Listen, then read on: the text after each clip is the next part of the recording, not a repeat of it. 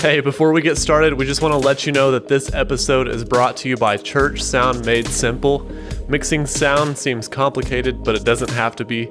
Cut the overwhelm by getting access to the stress-free, no-fluff training that will help you create great sound at church.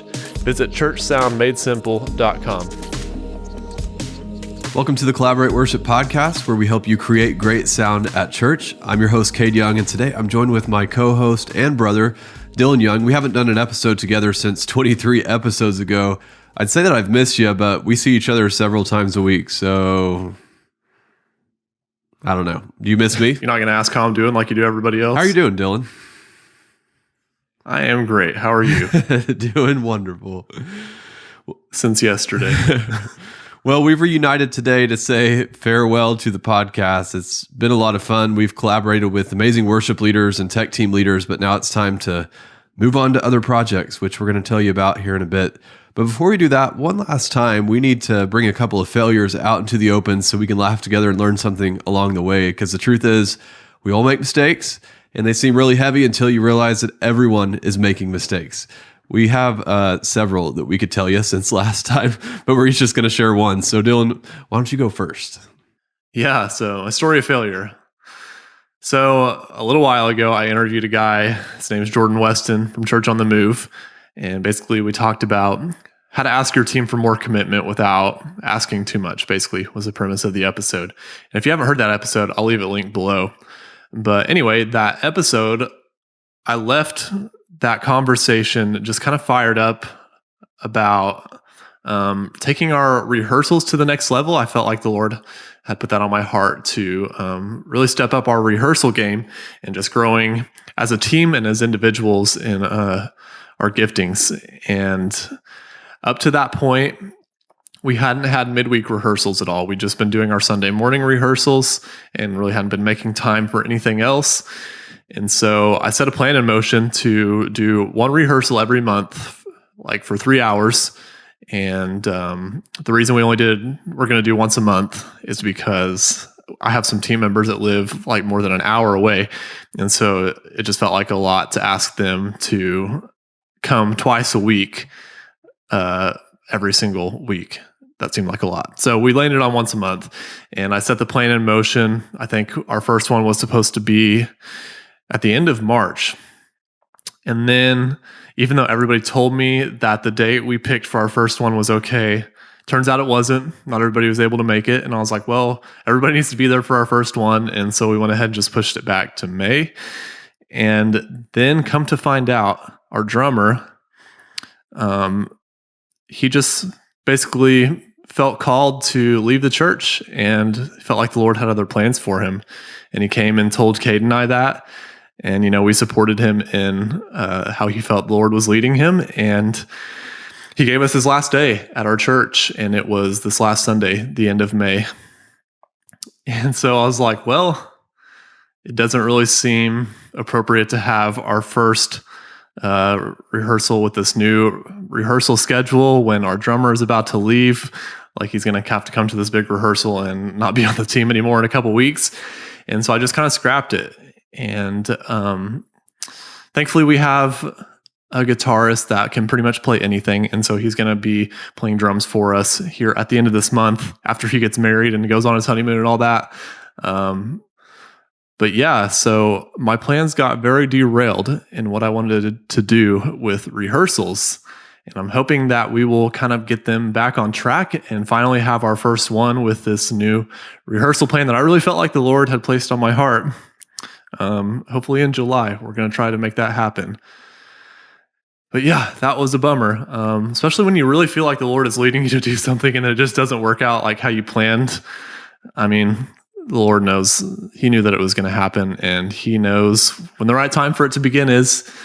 And maybe I just had an idea that I ran with that wasn't completely his idea. I think I was on the same page, but maybe I just got the timing a little off. And it was a little disappointing, but we will get there. And I'm really excited for when we eventually do get that started. Maybe it's like the perfect storm, though, because now that you're bringing on a new drummer, I mean, that's probably one of the hardest musicians to bring on to an existing team and to, get it all to gel together. So now you can, there's more reason to have those extra practices.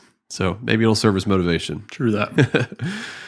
All right, so it was about a couple months ago. We show up to church one Sunday. We turn on the sound system. We're expecting everything to, work as normal, and we find out that our subs aren't working.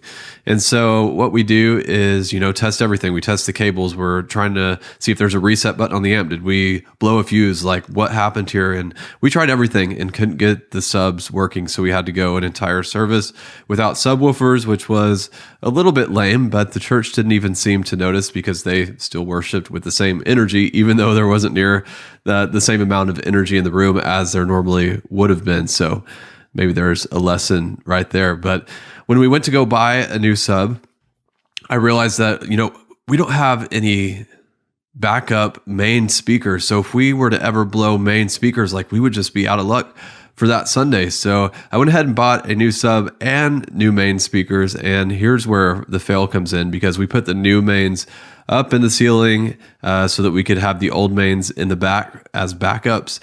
And so we get them all, situated and plugged in, and it comes to the next Sunday. It's our first Sunday with these new speakers, and I'm out in the audience, and during worship, I'm hearing all this distortion, and I'm like, what is going on? Where's all this distortion coming from? So I walked back to the mixer to see what was going on with the sound guy. I was expecting to see some red, like there's got to be a channel peaking or the main mix peaking or something going on here, but nothing was hitting the red. Nothing was peaking. All of the gain was set exactly as it should be set. So I was a little bit perplexed, and I just knew that I couldn't fix it in the service. So I just had to deal with it. It would, every time the vocals would sing loud, like, you just hear this peaking, and man, it's irritating for me, but nobody else actually said anything about it. But anyway, come to find out, on the back of a powered speaker, there's a switch where you can determine if the input coming into it is mic level or line level. I guess if you're going to just plug a mic directly into it, it has its own preamp, which is kind of cool, but I had not set that switch properly. It was set to mic level, and it should have been set to line level because the output was coming from the X32. So even though the signal coming from the X32 to the speaker was not peaking, that switch being wrong made it peak at the speaker there. So that was like a rookie mistake. So I hope that makes somebody feel better, because I felt really dumb whenever I figured out what was really going on. Who would have known? Well, that's kind of annoying. It was just a switch you didn't even know about. I know. And it's all because everything's so fancy and smart these days, and I guess smarter than me. For somebody that doesn't really know, like, why that makes a difference, kind of like me, explain that to us. So signals are either high impedance or low impedance. Like, for example, the signal that comes from a guitar is considered high impedance. So it just sends out more signal than, like, say, a microphone, which is low impedance. And so if you have that set wrong, that, like, if you're trying to send, what we were trying to do is, so the output coming from the mixer is high impedance, but I had it set to low impedance. So I was expecting that lower level of signal, not a higher level of signal. And so that was causing it to distort whenever it got to the speaker. But you flip that switch and fix the problem. Easy solution, but it took a little finagling to figure out what was going on. But now I know for next time. All right. So, although this is the last podcast episode, we aren't going anywhere. We're going to continue creating content to help you create great sound at church. We've just found that a vast majority of people want to learn this stuff through video rather than a podcast. So we're going to take the energy that we've been putting into the podcast and use it to create more and better YouTube videos. And we will still be collaborating with many of those you've heard on the podcast, like James Wassam and Jake Goslin and Chad Kirkpatrick.